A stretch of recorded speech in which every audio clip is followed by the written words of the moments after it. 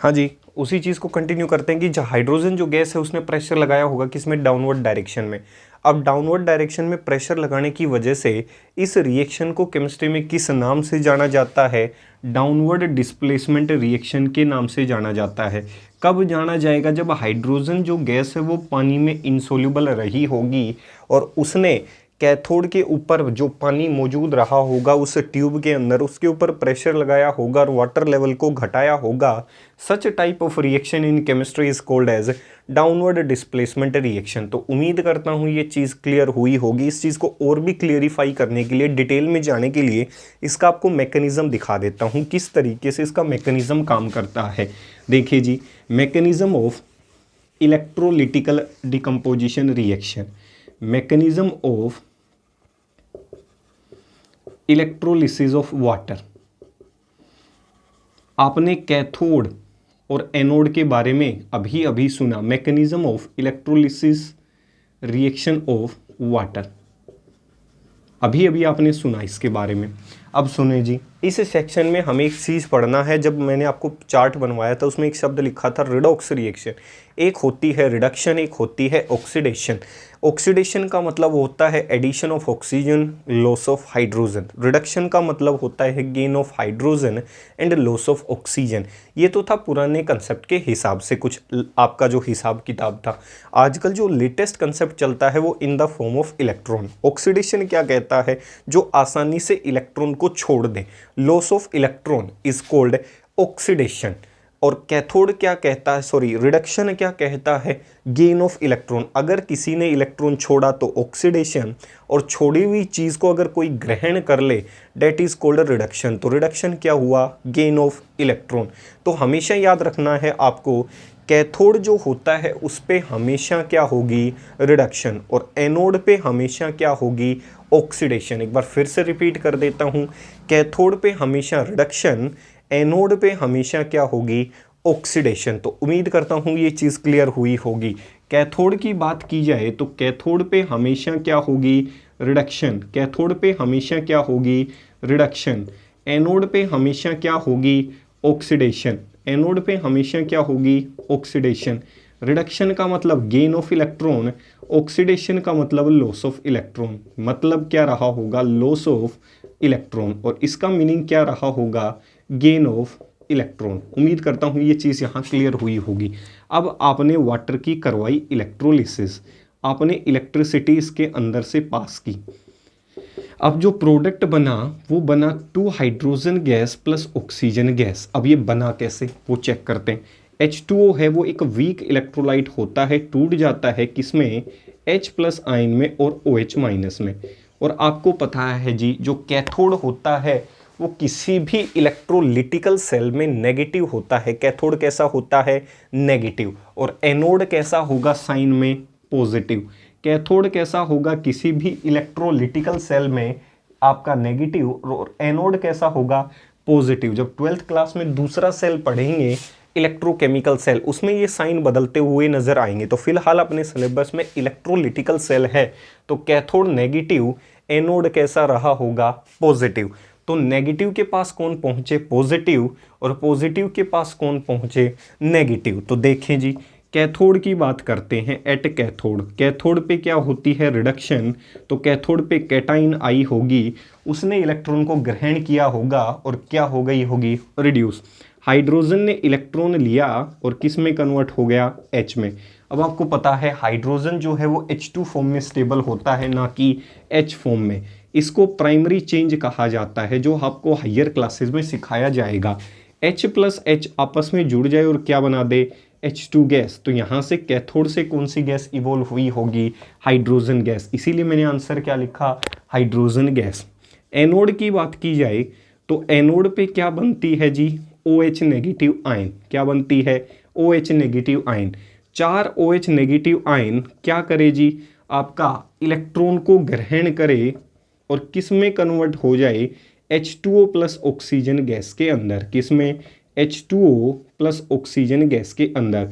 तो मैंने कहा यहाँ से कौन सी गैस इवॉल्व हुई होगी, anode. That is the mechanism of a कौन सी reaction, electrolysis, electrolytical decomposition of water, that is the mechanism. किसी भी मैकेनिज्म को आप आसानी से क्या कर सकते हैं, क्रिएट कर सकते हैं। तो उम्मीद करता हूं ये चीज़ आपको क्लियर हो रही होगी। दूसरा जो मैकेनिज्म है, मैं कहूँ जी, मुझे मैकेनिज्म ऑफ इलेक्ट्रोलिसिस रिएक्शन किसकी बात करूँ मैं, मोल्टन NaCl की, या फिर रिएक्शन NaCl सॉलिड की बात कर लेता हूँ। सॉलिड मतलब अकेला सिर्फ कौन मौजूद रहा होगा, NaCl। NaCl जब टूटेगा सॉलिड फॉर्म के अंदर, जब आप उसकी इलेक्ट्रोलिसिस करवाएंगे तो सिर्फ आपको प्रोडक्ट क्या मिलता हुआ नज़र आएगा, डेट इज़ कोल्ड, आप क्या कह सकते हो जी, एग्जाम्पल नंबर 2। तो आंसर हमेशा क्या मिलेगा, Na ऑप्टेन होता हुआ नजर आएगा, प्लस कौन सी गैस इवोल्व होती हुई नजर आएगी, Cl2 गैस इवोल्व होती हुई नजर आएगी। तो कह सकता हूँ कैथोड पे अब की बार सोडियम बना होगा, एनोड पे क्लोरीन गैस। कैसे, आपका NaCl जो है वो टूट जाता है Na+ में और Cl- में, सॉलिड मीन्स और कोई दूसरा कंपोनेंट मौजूद नहीं है। एट कैथोड, कैथोड नेगेटिव होता है तो नेगेटिव के पास कैटाइन आएगी और कैथोड पे क्या होता है, रिडक्शन। Na+ इलेक्ट्रॉन लेगा और किस में कन्वर्ट हो जाएगा, Na के अंदर। एनोड की बात की जाए, एनोड पे कौन पहुंचेगा, आपकी एनाइन पहुंचेगी और एनाइन की क्या हो जाएगी, ऑक्सीडेशन। तो Cl नेगेटिव ने इलेक्ट्रॉन क्या किया होगा जी, लूज किया होगा। इसका मतलब ये किस में कन्वर्ट हुआ होगा, Cl में। ऐसे कितने चाहिए, मुझे पता है जो Cl है वो स्टेबल नहीं होता, वो स्टेबल किस फॉर्म में होता है, Cl2 फॉर्म में।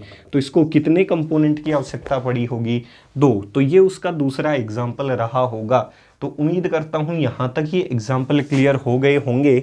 एक जो इलेक्ट्रोलिसिस है वो आपको कौन सी प्रोसेस में पढ़ाई जाएगी, उस प्रोसेस का नाम है क्लोर अल्कली प्रोसेस। वो कहाँ पढ़ेंगे, वो पढ़ेंगे चैप्टर नंबर 2 के अंदर। वो भी एक प्रकार का किसका एग्जाम्पल है, इलेक्ट्रोलिसिस रिएक्शन का एग्जाम्पल है। तो उम्मीद करता हूँ यहाँ तक चीज़ें आपको क्लियर हो गई होगी। तो यहाँ से इस वीडियो सेक्शन के अंदर हमने जो केमिकल डिकम्पोजिशन रिएक्शन शुरू की थी, उसका पहला हिस्सा क्या था आपके सामने, थर्मल। दूसरा हिस्सा कौन सा था आपका, जो इम्पोर्टेंट सेक्शन था, फोटोलिटिकल। तीसरा जो हिस्सा था, मेजर हिस्सा, डेट इज इलेक्ट्रोलिटिकल रिएक्शन। अब कुछ इसके अंदर इम्पोर्टेंट क्वेश्चन जो आपके पेपर में पूछे जा सकते हैं। तो एक बार पूरी थ्योरी को सम अप कर देता हूँ इस वीडियो सेक्शन की, आप क्या करने से पहले, एंड करने से पहले। तो देखें जी, हमने पढ़ा जी, यहाँ से एक इम्पोर्टेंट स्टेटमेंट आती है कि आपकी डिकम्पोजिशन जो रिएक्शन होती हैं, कौन सी रिएक्शन है, डिकम्पोजिशन रिएक्शन। तो decomposition reaction are also called as, भाई इनका भी दूसरा नाम होता है, are also called as analysis reaction है। कौन सी रिएक्शन कही जाती है भाई, इनको एनालिसिस रिएक्शन के नाम से जाना जाता है।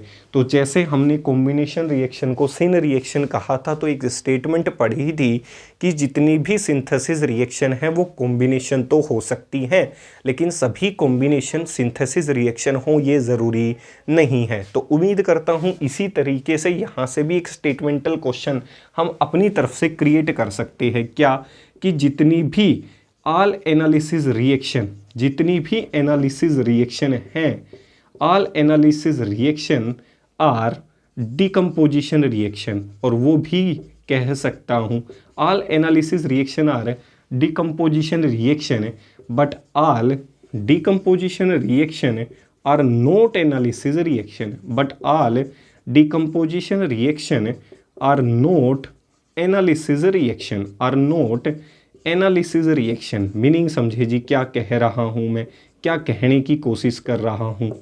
मैंने कहा जी एनालिसिस रिएक्शन उन्हें कहा जाता है जिन रिएक्शन के अंदर किसी भी कंपोनेंट की डिकम्पोजिशन हो जाए, सिर्फ किसकी फॉर्म में, कंपाउंड की फॉर्म में। किसकी फॉर्म में भाई, कंपाउंड की फॉर्म में। अब ज़रूरी नहीं है किसी भी केमिकल रिएक्शन में कंपोनेंट डिकम्पोज हो, हमेशा किसकी फॉर्म में, किसी कंपाउंड की फॉर्म में।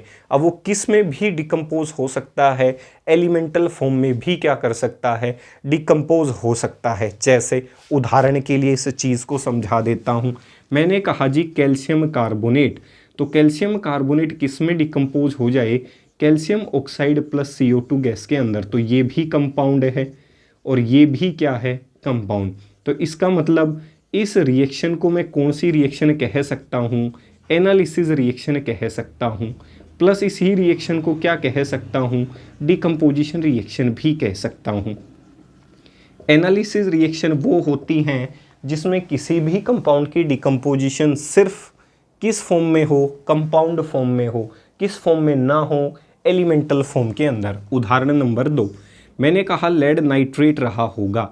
उस लेड नाइट्रेट को जब हीट किया गया तो हमने पढ़ा प्रोडक्ट बना lead oxide plus NO2 gas plus क्या बनी, ऑक्सीजन गैस। तो कह सकते हैं ये डिकम्पोजिशन रिएक्शन तो है, लेकिन यहाँ से जो प्रोडक्ट बना ज़रूरी नहीं वो हमेशा कंपाउंड ही बने, वो क्या बन सकता है, एलिमेंट भी बन सकता है।